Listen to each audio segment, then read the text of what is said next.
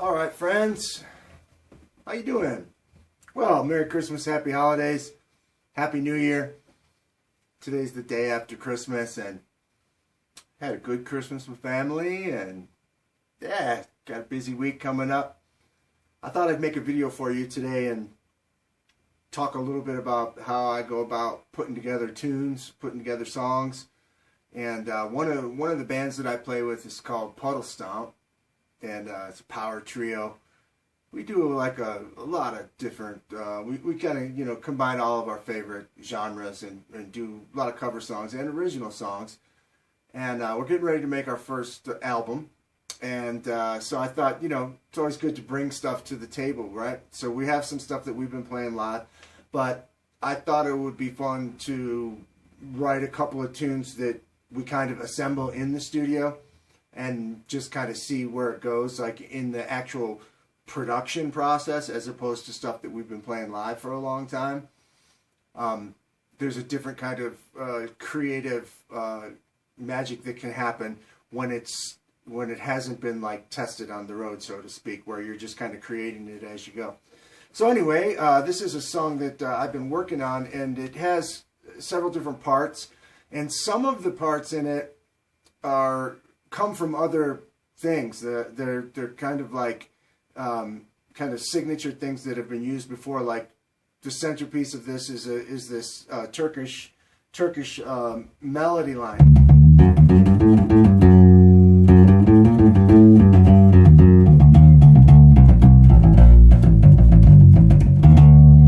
So that's going to happen a couple, 3 or 4 times in the song. And we used that in a song that my band Beanstalk recorded a long time ago in 1997. It's like a traditional folk melody with ethnic Turkish heritage.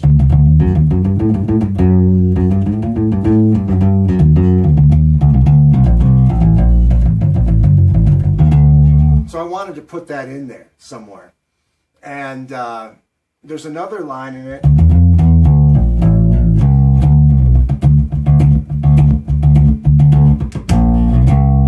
that I'm kind of borrowing from one of my own tunes called Forever Dance that was on my first solo record. So I did 4 solo records, and there's a song on the first one, Soul Clap is the name of the album, called Forever Dance, and I just like that. So I'm going to use that in the guitar solo section. So it all kind of started with, I wanted to make a tune that had a kind of like a physical graffiti kind of Zeppelin pulse.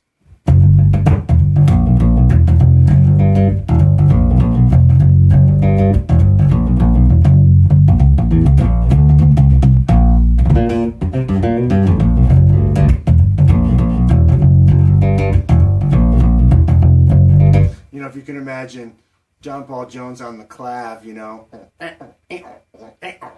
that kind of a thing. I wanted to kind of create something with the bass that was jerky, funky and herky-jerky like that, though.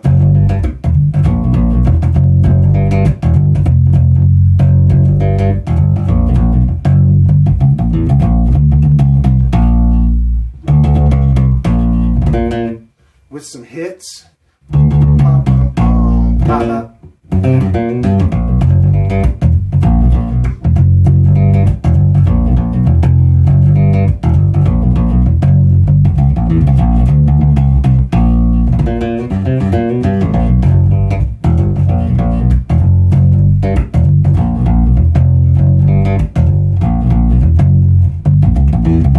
Putting that diminished lick in there to give it just a little bit of kind of, tension.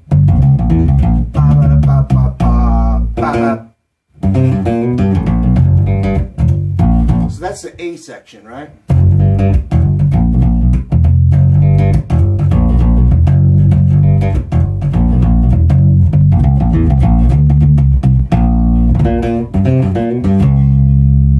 Into the B section.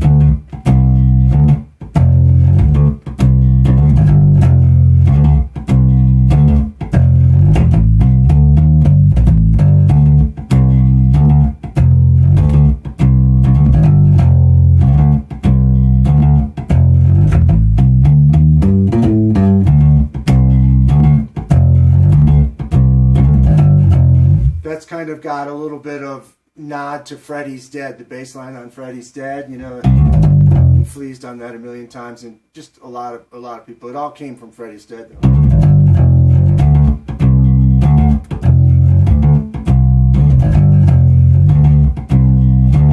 Hits.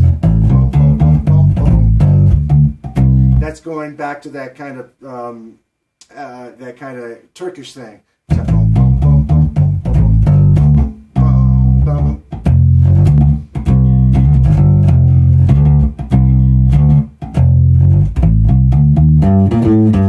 So, and I'll alternate. I'll go. Sometimes I'll go down, and I'll alternate it. And I'll do that second half of that little series of hits an octave up, and then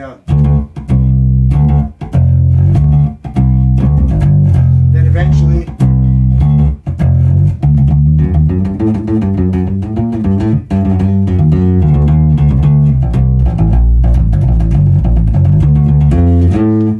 That'll take it right into the bridge. So it's got that long Turkish lick.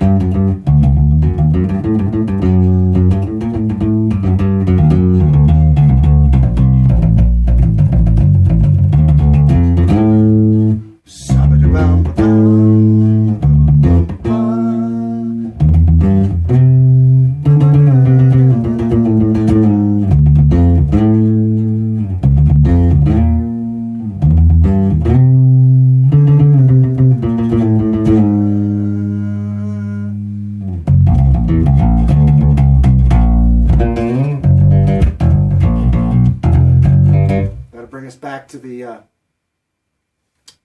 top.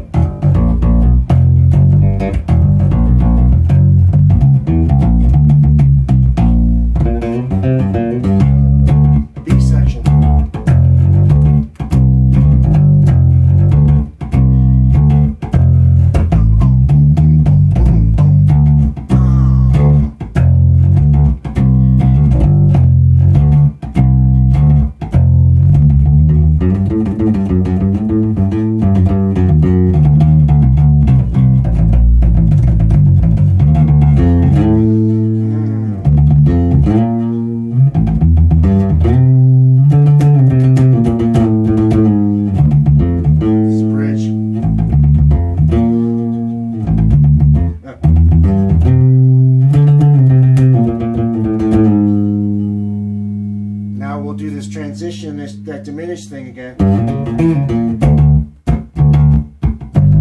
and into the guitar solo section. So that it'll have that.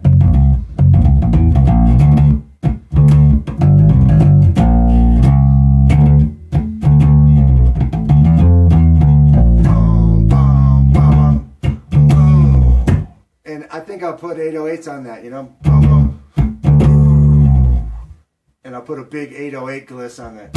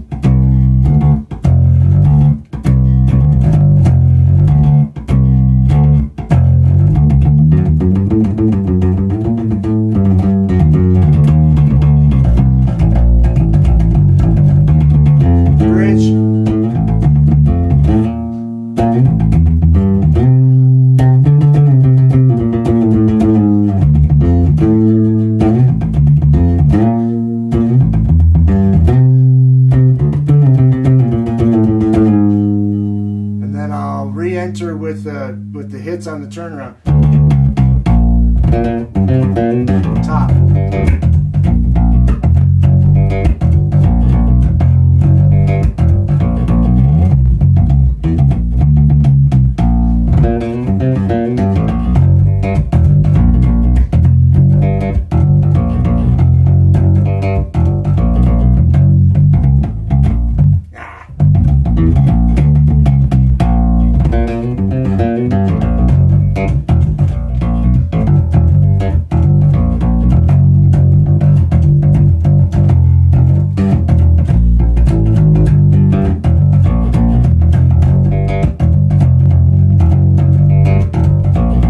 Some sort of funky vamp out.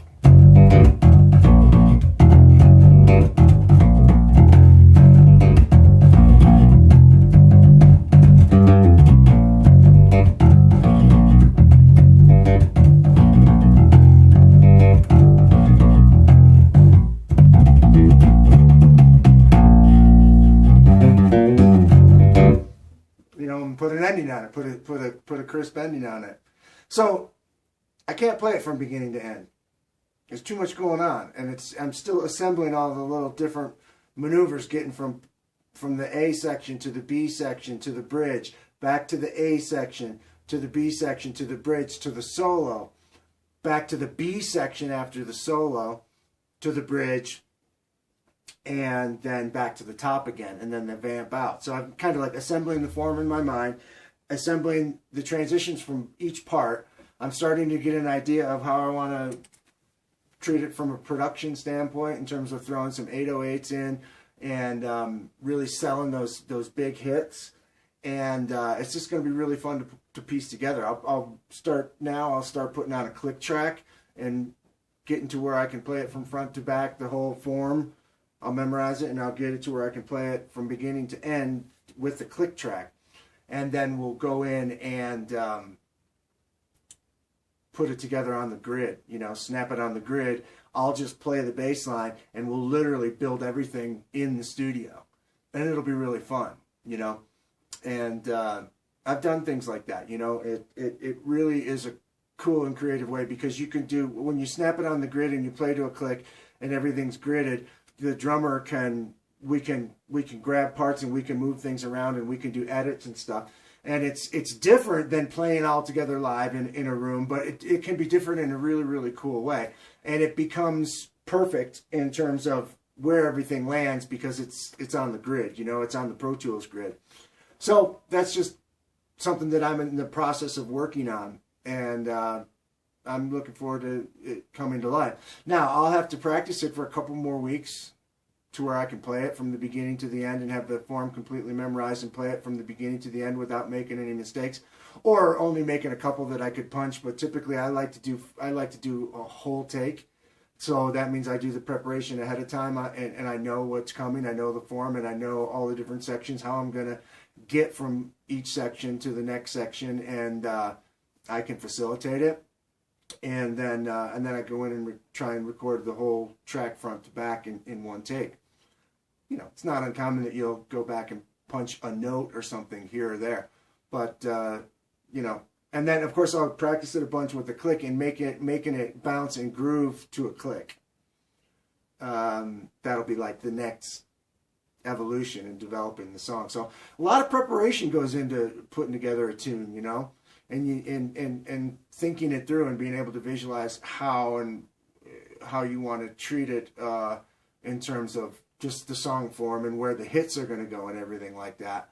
And then, you know, the guys in the band bring their magic to it, you know, and that just takes a basic kind of idea of a song, you know, to a whole new place, because they're going to bring their own individuality to it. And, you know, a lot of times it just kind of surpasses as the original sort of inventor of it, it surpasses my expectation or whatever, or how great I imagined it could be, because they're great players, and you know, I know that they're great players, and I know that they'll bring something to it that's really, really cool.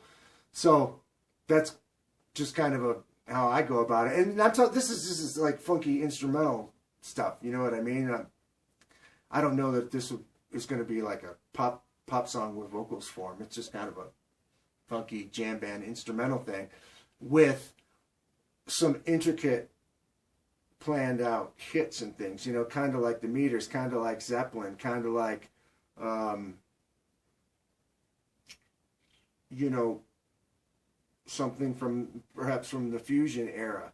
However, I want it to groove and to bounce and to just be super nasty in terms of being like danceable the whole way through, even with all that cool Eastern Turkish stuff and all that kind of teasing some melodic ideas and some rhythmic hits and stuff that nod to that kind of ethnic influence and everything like that. So that's the vision I have for the tune, and we'll see where it goes. Thanks for watching the video. I hope that maybe you'll get some kind of inspiration to write with your bass, write songs with your bass, and internalize song forms and internalize song sections, A, B, bridge, how you're going to assemble the song, how it's going to go together, how the form's going to go together, and then get to where you're memorizing it and get to where all your transitions are. You know the transitions, where they're coming, and you know what you're going to do. It's just really good for your complete musicality to do stuff like this, to just write on your bass. All right, friends, thanks for watching. Peace.